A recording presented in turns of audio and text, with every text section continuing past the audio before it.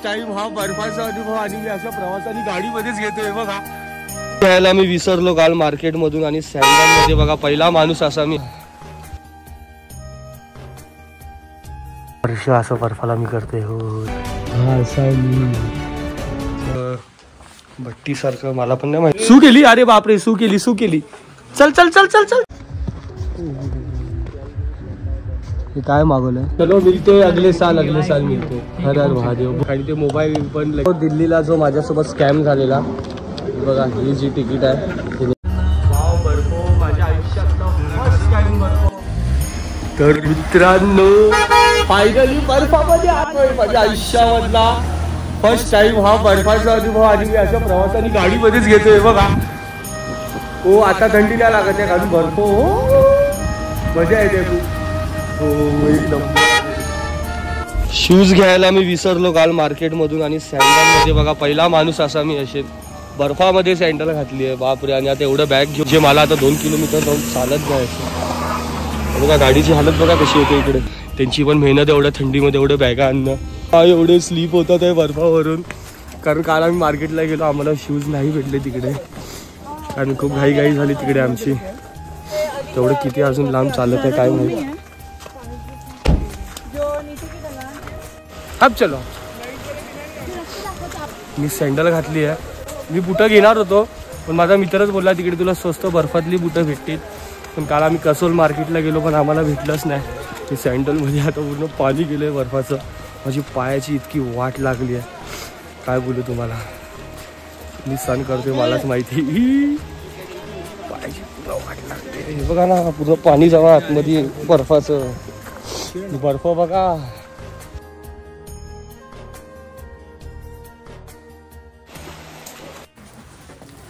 तर मित्रांनो फायनली बूट घातलेले आहेत आणि एक बूट आम्हाला इथे खूप महाग पडलेला आहे. आणि बर्फाची वाट बघत. ओके वाट बघत होतो. हो माझ्या डोळ्यांसमोर आहे सर्व. मला विश्वास नाही होता अजून. भारी दिसतंय. जय साईला हर हर भारी. आणि हे तोषला तुम्ही आलात आपल्या मित्राचं यमुना जाऊन हे रूम आणि आपल्या इथे कॅफे पण आहे हिटर पण आहे. त्यांना बर्फाला हात लावते. हे नको तिथे पडेल तिथेच लावतो. पहिल्यांदा स्पर्श असं बर्फाला मी करते. हो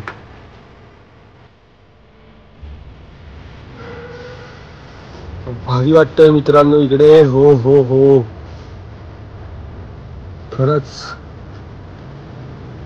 मला मोबाईलची भीती वाटते. काय माहिती बघा कशावरती चालतोय मी. समोर असा बर्फ हा असा पाऊस साहेब. हर हर महादेव. जय बिजली महादेव. हो काय वाटत.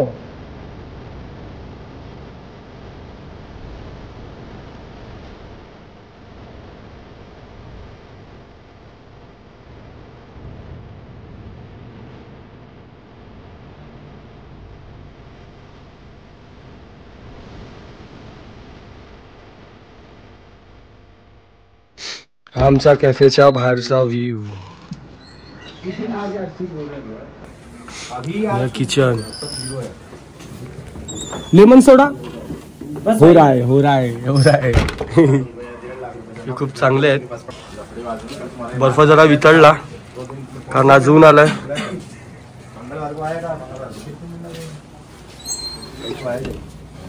कॅफे हीच जागा एक अशी आहे तिकडे पूर्ण गरम वाटतं.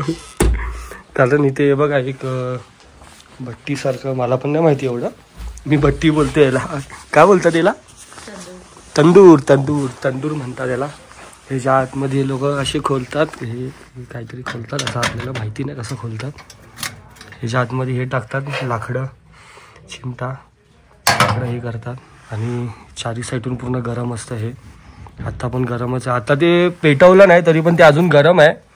तर कॅफेमध्ये हे असं असतं किती पण थंडी असू द्या बाहेर इथे तुम्हाला गरमच वाटणार. माझ्यासारखा तर दिवसभर असतो इकडे. हा आमचा कोप इकडचा. हा थंडी वाजते तिथे बघ हा आपला ब्लॉग चालू आहे. साईराम कर. हे चावू नकोस. मालकाला बोलून तुझ्या डोळे बघा त्याचे काय मस्त आहे. ते डोळे बघा हे इथ्या जे डोळे बघा. एक डोळा बघा कसा आहे आणि एक डोळा बघा कसा आहे. म्हणजे मोबाईल वर येऊ नको. हा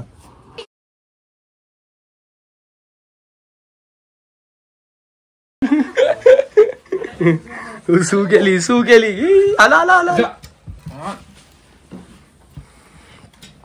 हा लेमन ज्यूस मागवलाय मी माझ्यासाठी.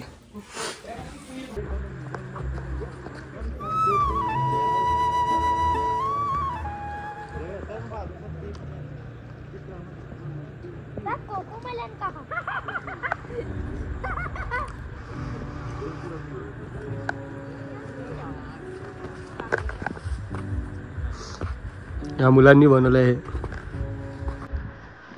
का भारी वाटतं. ऊन एवढं पडलं की वाटत नाही आम्ही बर्फामध्ये. कारण गरम होते ना उन्हामुळे. बापरे पण हे खाली पडले माझे ग्लव्स. साई माई सकाळ सर्वांना. मस्त सकाळ सकाळ ऊन पडलंय हे बघा. नाश्ता करणार आहे तो पण बर्फामध्ये.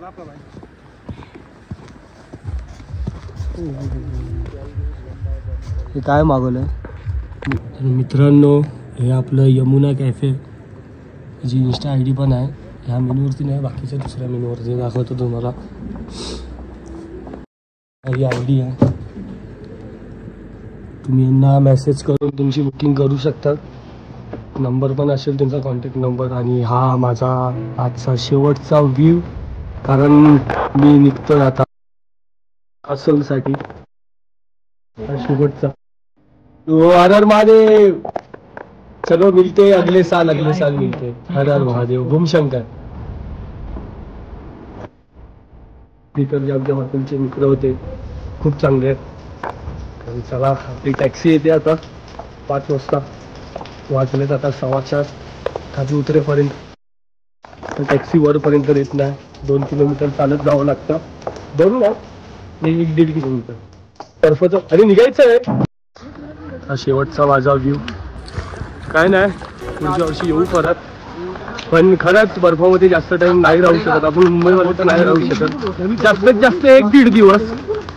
त्यावर जास्त नाही राहू शकत. आणि कशी थंडी मला तर नाही समजत. मला जेवढी झाली तेवढी तरी ठीक आहे. तरी अजून 5-6 दिवस बोलायला तर मी नाही राहू शकत इकडे. 2-3 दिवस ठीक आहे. बर्फच बर्फ आहे. रात्री झोपायला आपण जेव्हा जातो तर आपली गादी पण एवढी गार असते. आपली चादर पण एवढी गार असते. जे बर्फामध्ये आले त्यांनाच माहिती. मी तर पहिल्यांदा माझा अनुभव होता. बर्फ तोष. Bye bye. आता आपण जाणार कसोलला. कसोलवरून आपल्याला दिल्लीसाठी बस आहे. दिल्लीला आपण उद्या सकाळी 9 वाजता पोचू. आणि लगेच संध्याकाळी 4 वाजता आपली दिल्ली ते मुंबई बस आहे. कारण ट्रेन सर्व फुल आहेत. आणि प्लेनचे तिकीट पण खूप महाग आहे. सर्व म्हणजे सर्व फुल आहे. 30 बस पण आहे तुम्हाला पण माहिती आहे. तर बसनी जाऊ. चला जय साईनाथ. हर हर महादेव. ओम नमो नारायण. भेटूया नंतरला.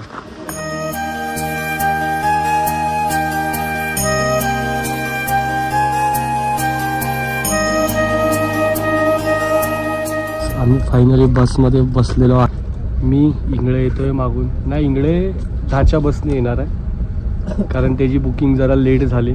मी पहिला आधीच बुकिंग करून ठेवलेली. तू दिल्लीला भेटेल उद्या सकाळी आपल्याला.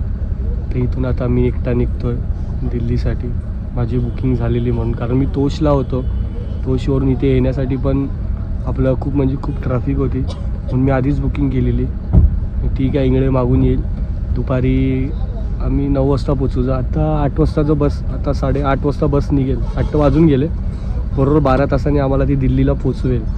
मग तेव्हा सकाळी मी जाऊन पहिला हॉटेल बुक करेन. कारण जिथून मुंबईची बस आम्हाला पकडायची तिथून. मग तेव्हा इंगळे भेटेल सकाळी. तर जय साईनाथ. हर हर महादेव. ओम नमो नारायण.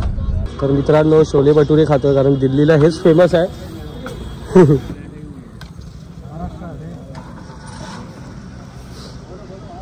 फेमस छोले भटुरे इकडचे. यस फेमस छोले भटुरे दिल्लीचे. दिल्लीमध्ये तुम्हाला हेच चांगलं वाटणार. आणि मोबाईल बाहेर काढायला पण मला भीती वाटते. कारण ते मोबाईल पण लगेच. मित्रांनो फायनली आपला हा प्रवास संपतोय. आता मी दिल्ली म्हणजे मुंबईच्या बससाठी बसणार. मेट्रो बघा इकडची कशी आहे, दिसतच. सकाळी आल्याला उतरल्या त्यांनी समोरच्यांनी काय केलं आणि खूप जणांचं केलं, माझं एकट्याचं नाही. आणि सर्वांना घरी जायची घाई लागलेली होती म्हणून मी घाईमध्ये तिकीट बुक केली. आणि तो काय बोलला 1200 मान नंतर दे, ॲडव्हान्स मला 2,500 दे. ठीक आहे, तो ॲडव्हान्स मागतो, बाकीचे पैसे नंतर मग कन्फर्म असेल. आणि तिने मला नंबर दिला आणि एक पावती दिली. ती पावती माझ्याकडे आहे का ती फेकून टाकली. तर ती पावती गेलो मी, मला बोलला इथे जा त्या ट्रॅव्हल्सकडे. तो ट्रॅव्हल्स बोलतो इथं आमची नाही आहे. आता काय करायचं, मग परत तिकडे गेलो. ते लोक होते तिकडे, मी त्याला बोलतोय तर तो माझ्यावरती आवाज चढवत होता. हे दिल्लीवाले असे.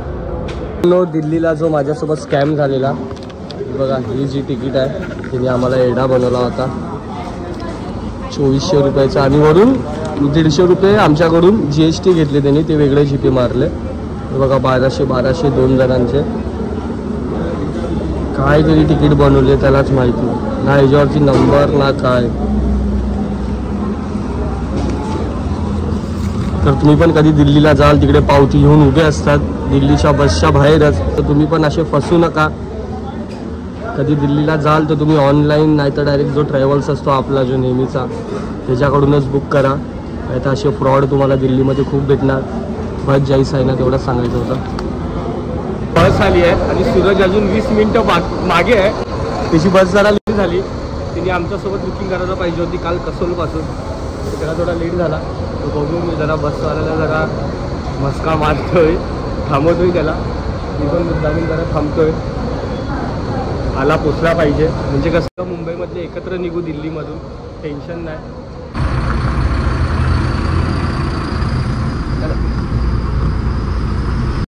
अशा प्रकारे इंगळे आला आहे. छोड़ के चलाया था कब तक.